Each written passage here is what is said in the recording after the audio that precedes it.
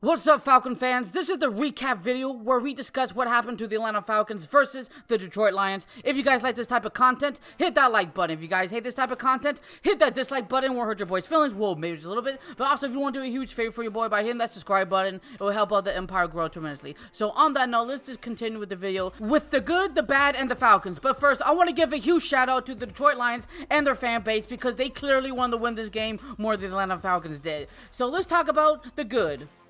I thought that Caden Ellis did a pretty good job in man-to-man coverage. I thought he did a pretty good job when he was getting a little separated as well. I thought he tackled pretty well. Not a lot of missed tackles on his department. And then, of course, Grady Jarrett also did a fantastic job for what he was given, pressuring the quarterback and trying so hard to make sure that Jared Goff did not make any completions when he was getting towards him. So on those two notes, that's the only good thing I saw out of the whole entire game against the Detroit Lions. So now let's talk about the bad.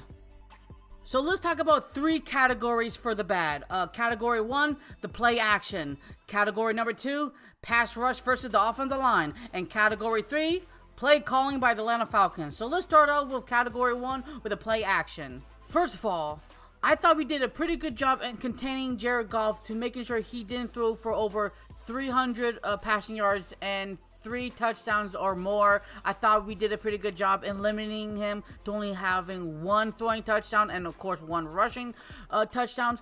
And I thought we did a pretty good job in man-to-man coverage and certain type of coverages of cover 2. I thought we did a pretty good job in that.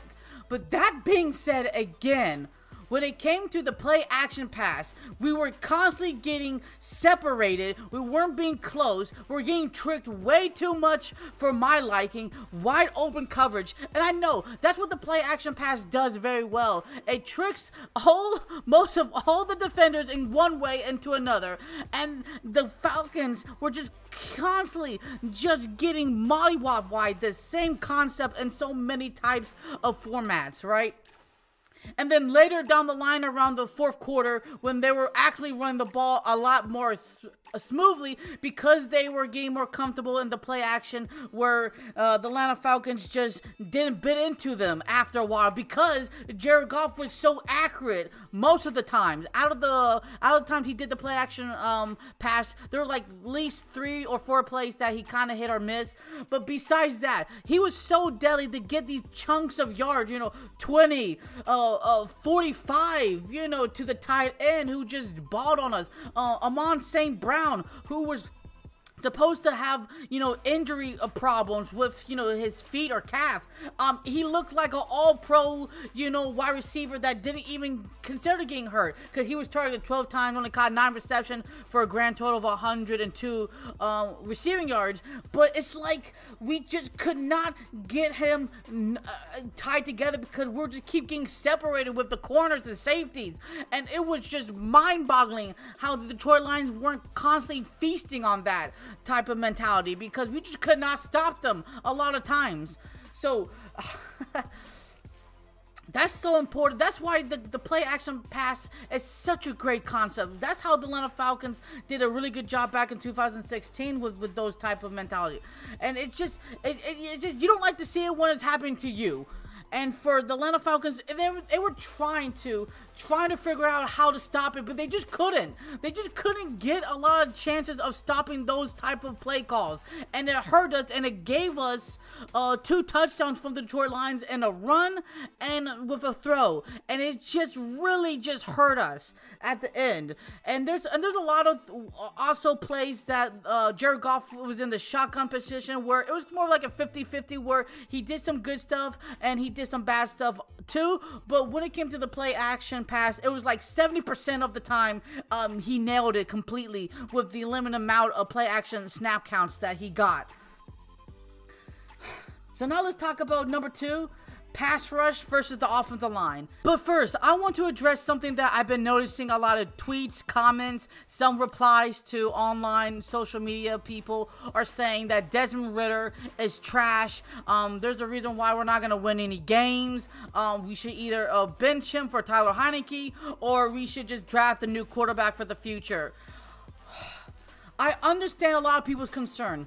I'm not naive. I am not naive to the situation that we're dealt with. I understand completely that Desmond Ridder was not drafted in the first round. He was drafted in the third round. So obviously he does not have all the benefits for a first rounder draft pick would get if he's struggling so early on. If you're a third rounder and if you're struggling this bad, you're easily benched or replaceable. I get that factor. But still, for people saying that Desmond Ridder is trash, is completely a false narrative that is just being thrown out there. First of all, he has not played a full season, 17 games experience under his belt, regardless if that's good or not. You know what? Sometimes when you don't have an experienced quarterback and you get rid of him, and when he has time to develop properly, then he becomes good. That's a huge no-no for us. You want to keep good players, develop and grow, but we can't let them grow if we're constantly gonna, just bench them or get rid of them that easily. It's a process. I get it. We don't want to have to wait a while to have a good quarterback. We want it now because we had Matt Ryan for so many years. I totally understand that. But for people saying that Desmond Ridder is shit, it's totally unfair to him. He only got to experience 4 games last season as a rookie and only got to experience 3 games this season. That's not a lot of games to really develop properly. And besides all that, I thought he did an okay job in this game. Yes, there were a couple of throws I will admit he kind of threw a little bit high. And a little bit of throws he threw a little bit quick, but that's because he was getting, rock hard solid, or I don't know if that's the correct term, but he was getting destroyed out there by the Lions, okay, with 7 sacks, 7 pass breakups, 8 quarterback hits, and a lot of tackles for losses as well, inside and outside the pocket, okay? We have to be mindful of that. It's just so frustrating because there were a lot of good plays he actually made, but will all be negated because of people just haven't seen the game or forgot about it so quickly because everything just went dazzled against us, that he made some pretty nice throws to Kyle Pitts, to Jonnu Smith, to Drake London, with that 28 long pass reception. Mac Hollins on a 3rd down conversion long, for 23 yards. He made some incredible throws, but of course all that will be negated for all that, sack loss and just sloppy gameplay by the calling.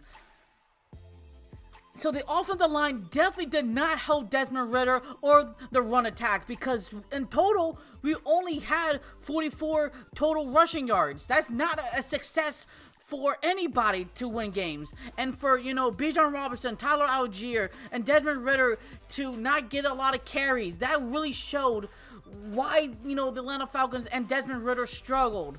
And the offensive line, obviously, they got bullied. They just got manhandled. They would keep getting pushed back every time that Desmond Ridder was in the shotgun position or in the play action position. No wonder, it was ballsy enough for Desmond Ridder to be in the pocket all these times, because even when he was trying to go out or staying in, his offensive line would keep getting pushed back too quickly enough for him to even have a second or really see down the field properly like a general would if he had a kaleidoscope or something. And so for that, Desmond Ridder gets all the credit in my book for not throwing. Yes. Of course, he could have had 2 interceptions, but he didn't. There's a lot of things that coulda, woulda, shoulda. But at the end of the day, he wasn't scared of what he had to deal with. He didn't complain about what he had to deal with. He didn't say, oh, me, I have a bad offensive line today. Or they're just getting punished, I want out. No, he stuck it through even though he know he was going to get mollywopped. That's the type of quarterback you want to have. And I don't want to hate on other Falcons content creators or anybody else who's not a Falcon content creator, who's just an NFL fan, or even our own fan base, because that's not what I want to do. I want to celebrate why we love the Atlanta Falcons. I want to understand, the reasons how we can go high, and then understand the reason how we went low without having to fight each other and how to, I know I'm going a little off topic, but I do apologize because I think this is a great team. It is a great team. It's just unfortunate we didn't take all the advantages we should have. And for some reason, the offensive line just didn't play their part because we know this offensive line is very good. But they just got dominated. And what really pisses me off, that the Detroit Lions, credit to them, they played their asses off because even Lion fans will tell you that they did not like the defensive coordinator. In fact, they wanted him to get fired because of the lack of pressure, the lack of sack creativity. But for some reason, that changed all of a sudden. You know, Aiden Hutchinson, who's a baller, no question about it. I'm 2 sacks. 2 pass deflections, 1 quarterback hit, and a forced fumble.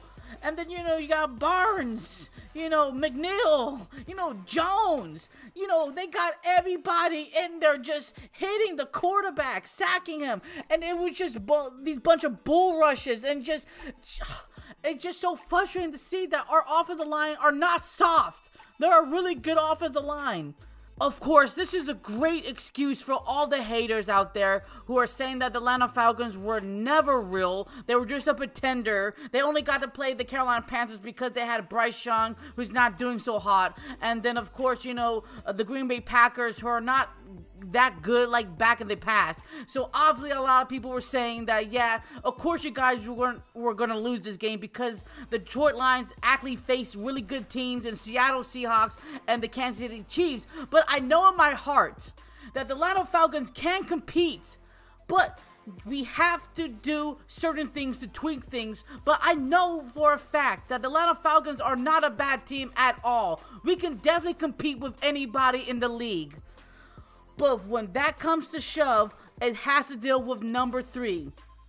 Play calling for the Atlanta Falcons. And Arthur Smith, time after time again, so many questionable play calls. It's just so frustrating to me because he does a really good job in running the ball, setting the tone when he wants to. But for some reason, he kind of gets outside of what he thinks you should be doing. We are a running team. We're not a passing team anymore. We're going to be, for some people, people are saying that, oh, we're going to be boring. I don't care if we're going to be boring. I care if we're going to win games.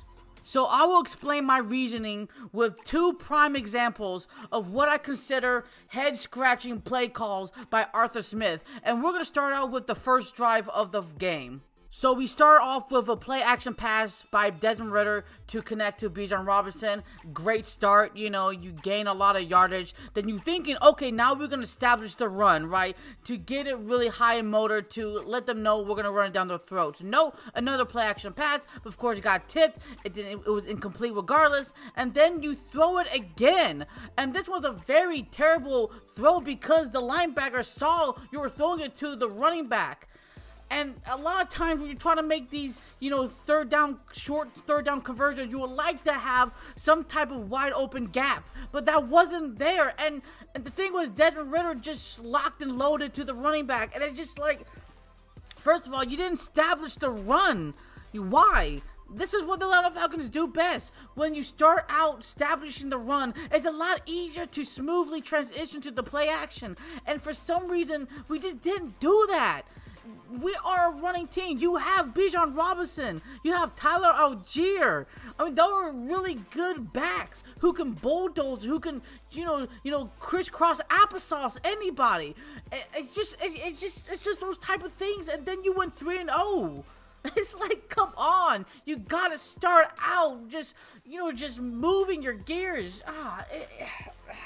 The Falcons are so dominant when it comes to the run game when you're running the ball on the right side of the field with Chris Lindstrom and then Caleb McGarry at the front, because the Lions on the right side were kind of banged up, but we still didn't take full advantage of those opportunity key moments. And that would really frustrate me, that you gotta take all the advantage you can use, regardless if it's against the best of the best or the worst of the worst opponents.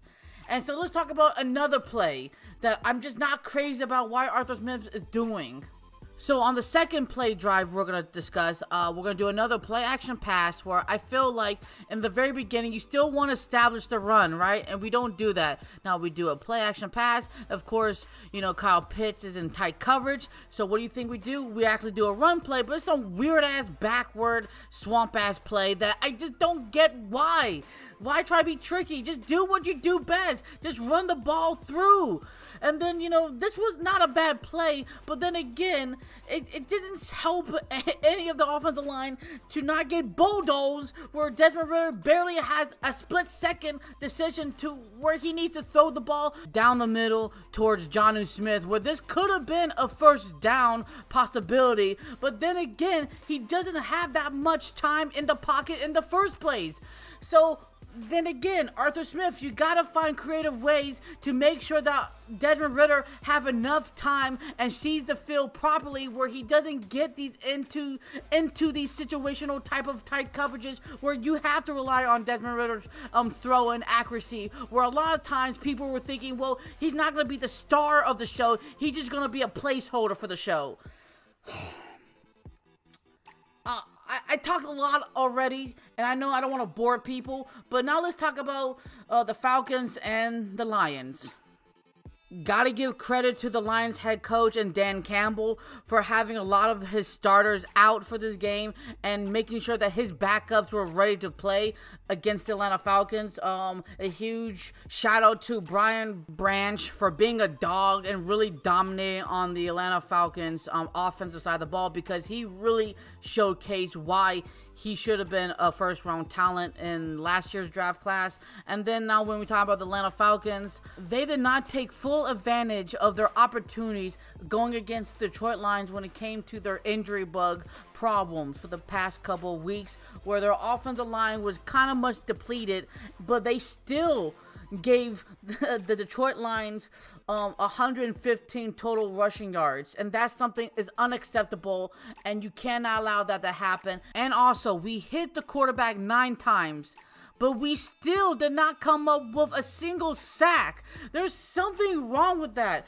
We need a pass rusher, a #1 true pass rusher for the Atlanta Falcons, and we have not had that since John Abraham, who's been consistently getting 10+ sacks for the Atlanta Falcons for so long. Besides Vic Beasley, that one good year, and 2 or 3 years if you really want to calculate all that, but where we got multiple sacks for one single guy, it has to be addressed. I don't care if it's the offseason or the draft. We need to find a dog who would dominate on the defensive side of the ball, and I'm just tired of every year not finding a pass rusher so high in the draft or getting the best pass rusher in the NFL free agency market. It has to stop. Well, then again, we did get Dante Flowers, and that didn't work so well, so what the hell do I know, right? So on that note, if you guys lasted this long to the very end of the episode, thank you guys so much for taking your own personal time and day to watch the Falcon content videos. Here's more on the screen, and believe me, I do not like complaining in videos at all. So what do Falcons do? Rise up. Until the next episode, show love and peace to the world, and peace.